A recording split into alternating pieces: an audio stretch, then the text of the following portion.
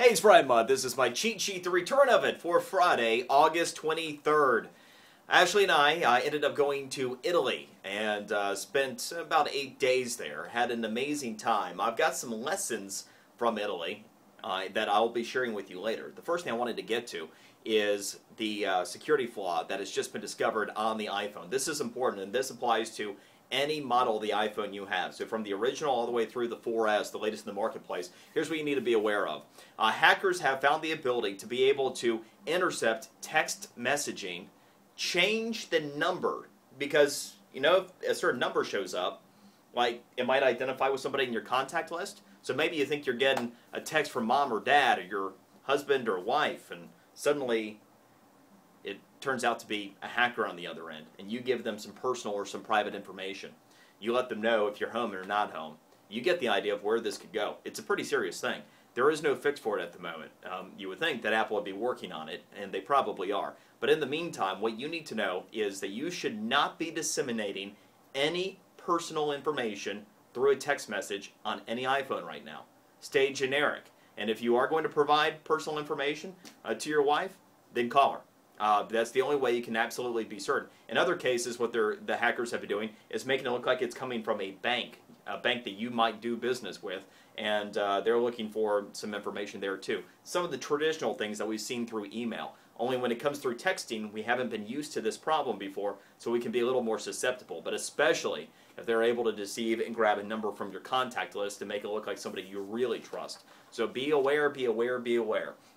Okay, I want to get to some of it's been a couple weeks since I've done the president's re-election odds, head-to-head information, historical information. It's very interesting where we are right now. President Obama does have a 48% approval rating. This is the same as it was the last time I did the update, and it is a very important point in the race, because 48%, the difference between 48 and 47, it's a race that's about a coin toss right now. At 48%, the president historically has greater than a 60% chance. In fact, about a 63% chance with a 48% approval rating on this day. Now, it's not all bad news if you're someone who wants to see Romney win. Because, here's the next thing. On this date in 2004, as we take a look at what was a very close race, ultimately, we can take a look at the electoral vote count between George W. Bush and John Kerry. President Bush at the time had a 50% approval rating on this date. So President Obama is now trailing where George W. Bush was by a couple points. Here's the other thing that's more important, the head-to-head information with Mitt Romney. What we currently see is that President Obama, in an aggregate of all the polls with him head-to-head, is 1 point behind President Obama, and 9% of voters nationally are undecided. You have President Obama with 46% to Romney's 45%. Here's why that's significant. Historically, in presidential elections, the challenger to the incumbent wins 75% of the undecided vote. 75%. Because obviously, if you feel strongly about an incumbent president, you're just going to approve, you're going to say that you're going to vote for them in advance. You already know what you need to know about the incumbent at this stage of the game, right? So, with President Obama being at 46%, Mitt Romney being at 45%, if Mitt Romney just carries the historical average of 75% of the vote, guess what the outcome of the election is? Romney, 52%, Obama, 48%. So there's not a sure thing at this point by any means for President Obama. And here's an interesting one to kind of tie this whole thing together here. The impact of Aiken. Previously, in my projections for the U.S. Senate, regardless of the outcome of the presidential race, Republicans were set to pick up enough seats in the Senate to take control with 51. The presidential outcome, based upon what's going on in Missouri right now, and there was a second poll that came out since the whole fiasco in Missouri, Aiken's now trailing by like 10, 11 points or something. It's clear what's going to happen there if he stays in the race. That would bring it back to a 50-50 outcome, which means that the balance of the Senate also now hinges on the presidential race.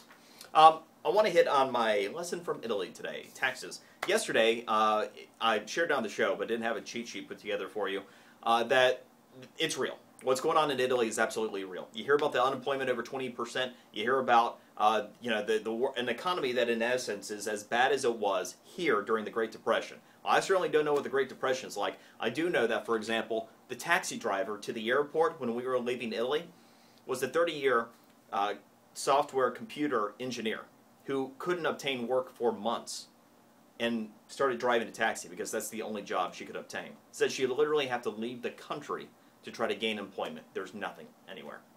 You've heard that more than 20% of the unemployed population of Italy has actually left the country for work because, well, that's what you have to do. Businesses shuttered all over the place. I mean, it's a sad thing. Italy's still wonderful, by the way. Ashley and I had a wonderful time in Rome, a very nice time in Florence, but it's real. And if you think it can't happen to us, it happened during the Great Depression. The whole debt crisis that's playing out in Italy is real now. And here's what's going on, the tax burden. Everybody in Italy now pays at least 23% tax. That means if you make $1, Euro 1 over there, you pay at least 23% in tax. The top end on income tax is 43% now. So the tax burden has raised incredibly. Remember that in this country, 46% of the population doesn't pay any income tax. All right? And 40% actually profit from it. Well, the total tax burden, by the time you get done with income tax, and then the average local tax burden, puts the total tax burden for the average citizen of Italy over 60%, about 63%. That means if you made a nice income, you made $100,000, you only get to keep $37,000. It's a very difficult situation that's playing out over there right now. That is our future if we don't wake up, and we need to start to realize what's really at stake as we go forward. We can't continue to punt our debt crisis down the road. That is a lengthy cheat sheet here, but hey, it's been a couple weeks, so thank you for checking it out. Plenty more in the physical cheat sheet, including how I think Ford is catching Toyota in the hybrid race. But for now, enjoy your weekend. We'll see you Monday.